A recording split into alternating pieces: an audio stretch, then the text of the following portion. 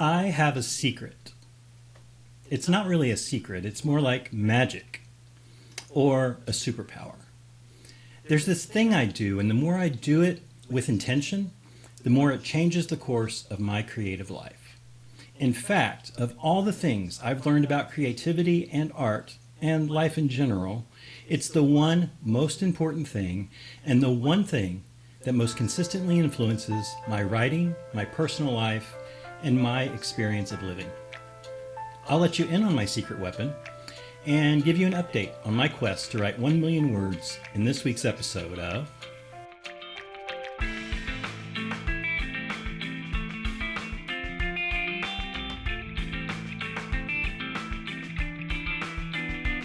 Welcome to the Million Words Project update for week 10.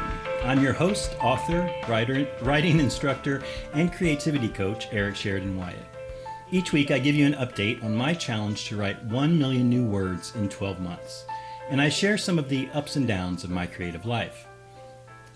I hope that by sharing these updates with you, I can help inspire you to tackle the creative project you've always wanted to complete, or help inspire you toward that big thing project you've had your eye on but never quite gotten around to. We can all benefit from having people around us who call us on to a bigger, better, more creative life, and I hope you find some encouragement here. So let's dive into this week's update.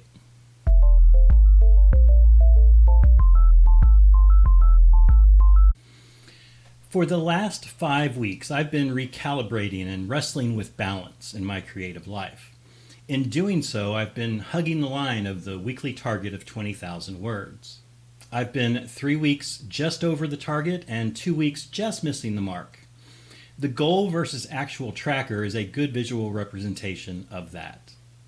When I see the data sort of flirting with the weekly word target, I realize that while I've missed the mark a couple of times, these last 5 weeks on average have been pretty average, and that's okay. That tells me that even though 20,000 words is an insane amount to expect in a given week, it also isn't so easy right now that it comes without effort. And that's a good place for a target to be. If we look at the distribution of new words this week, we see a couple of data points I want to comment on. First, I've set a limit on my life document work in order to free up creative and mental resources for other things. I'm shooting to keep that limited to 5,000 to 7,000 words in a week. If we switch over to the charts and graphs, you'll see that the big red piece of the balance pie is shrinking, and that's the overall purpose of limiting the life document work. I want to keep a steady pace, but I also want my output to be more balanced. Heading back to the recent numbers, you'll see that I've restarted the fiction work, though this week was a small number week. That's because I actually finished a rough draft of the first completed fiction story that I've written in a long time. Something I may talk about in later episodes, but I'll mention here, writing fiction often takes longer than writing other categories that I'm tracking in these documents. So the accumulation of fiction words is slower and more plodding. I am, however, extremely happy that I completed a first draft of a story, and I'm looking forward to doing more fiction in the coming weeks. Finally, sliding all the way to the left, we can see that my journal writing has really accelerated, with larger numbers each of the last 6 weeks. Journaling is such an important part of my life, and this increase has been an important development. And it's a good segue into this week's topic.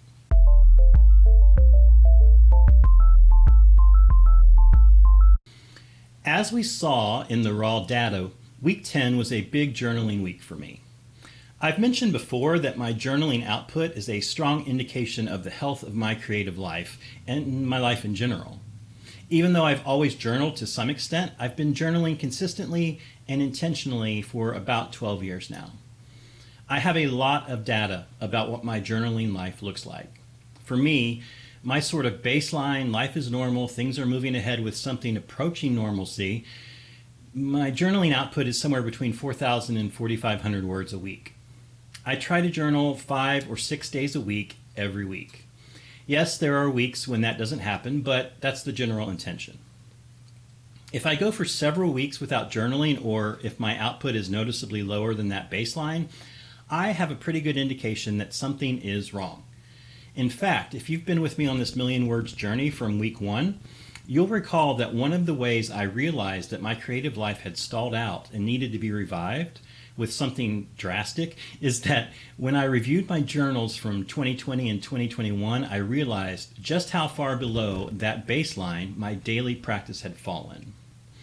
So when I developed the idea of tracking my output over a range of my various writing activities, there was no question that keeping weekly tabs on my journaling was a big part of the project.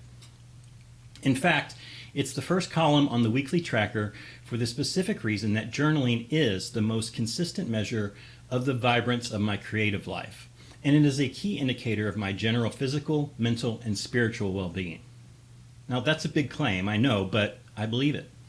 That's why I said I have something like a superpower or a magical incantation which can dramatically change the trajectory of my life, because it's true. Over the last 5 weeks, I've seen an uptick in the number of breakthrough moments I've experienced. Many of them come while journaling and others while I'm doing other writing or personal work. There are lots of ways to describe these moments. Epiphany is one, revelation, connecting the dots, realizations, aha moments, breakthroughs. Whatever word I use, the truth is, much like I described in my discussion of the concept of writing out loud last week, writing in my journal is a key place where I learn more about myself, uncover hidden agendas within my own actions, reveal subconscious factors that are affecting my life, and come to terms with the ways I've missed the mark. And hopefully find ways to move forward with purpose, meaning, and authenticity. Yes, I'm talking about multi-level integrated realizations that span my creative, personal, and spiritual experience of life. Every morning and sometimes throughout the day, I dedicate time for the specific purpose of facilitating this sort of insight. Does it happen every day? Absolutely not. There are many times when my journals are mostly a recording of what happened yesterday and what I'm going to do today. Maybe there's a surprise or two, but it's nothing profound. And that's okay, because I know that life is one big ebb and flow. Some weeks are packed full of activity and unexpected surprises. Others are so mundane that you're not sure if you just lived the same week twice. The benefits of journaling are the same way. However, what I've learned about journaling is very much what I've learned about creativity and in general, or the pursuit of those big things in life that give us joy and purpose and spark motivation and dedication. Here's a truth. The key to journaling is to do it consistently. Even sometimes when you don't feel like it, you have to let go into the process, even just a little. Even if it's just writing, I don't feel like journaling today, and I'm not going to do it. In fact, as I look back over the last 5 weeks, there were 2 specific days where I basically started my journal entry by saying, I don't think I have anything to say today, which turned into an entry that lasted 4 pages. Journaling is transformational. It is essential even. It's so important, I'm going to talk more about it next week.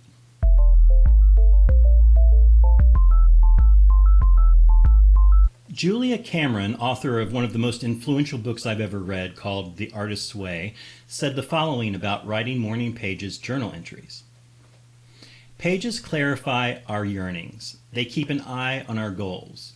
They may provoke us, coax us, comfort us, even cajole us, as well as prioritize and synchronize the day at hand.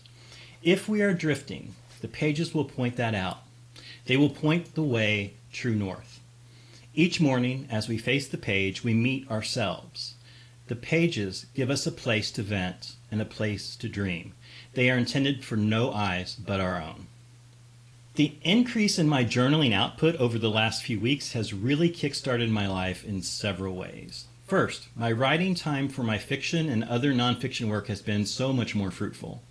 The openness and expanding nature of my vision that is reflected in the journal pages translates into my other work. Second, my personal life and mental health have been bolstered by having some moments of epiphany. Not all of them were positive, but they were necessary and beneficial. All in all, journaling on a regular basis has become the central practice to help me as I work toward a more balanced, healthy, and loving life.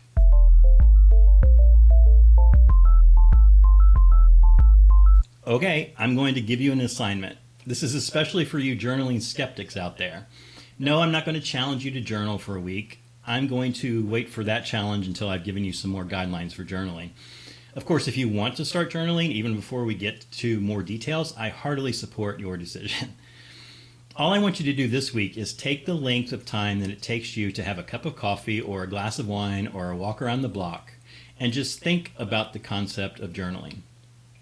If you're already a regular journal user, that's super. Awesome. You rock. I'm going to challenge you to ask yourself, how have you benefited from the practice and how might you evolve the practice into an even more robust and meaning-packed practice? If you're not a regular journaler, that's okay. No worries. What I'd like you to spend 10 minutes pondering is this. Have you tried to journal in the past? If not, why not? If so, what kept you from continuing? Were there any benefits or drawbacks that you noticed to the practice? What hurdles would you need to overcome to establish a regular journaling practice? If you do ponder these points, I'd love to hear your responses if you're willing to share. Check out the comments section here or on my website. There's links to ways to contact me in the show notes. Over the next couple of weeks, I'm going to share how my own journaling practice has evolved since my senior year of high school all the way through to today. And I'm going to give a deeper dive into the actual nuts and bolts of my current journaling practice. I hope you'll come back and join me.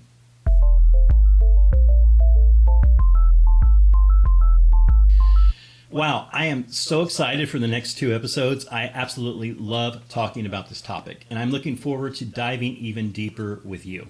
But for now, that's all. I'm trying and often failing to keep these videos under 15 minutes because I really appreciate that you share this time with me, and I want to respect that. As always, please feel free to like, subscribe, comment, and share these posts. Your interaction would be a huge encouragement. And there's information about contacting me in the show notes, along with some other resources. If you're new to the Million Words Project videos, there's some info there to help get you up to speed. That's all for this week. I hope to see you again soon.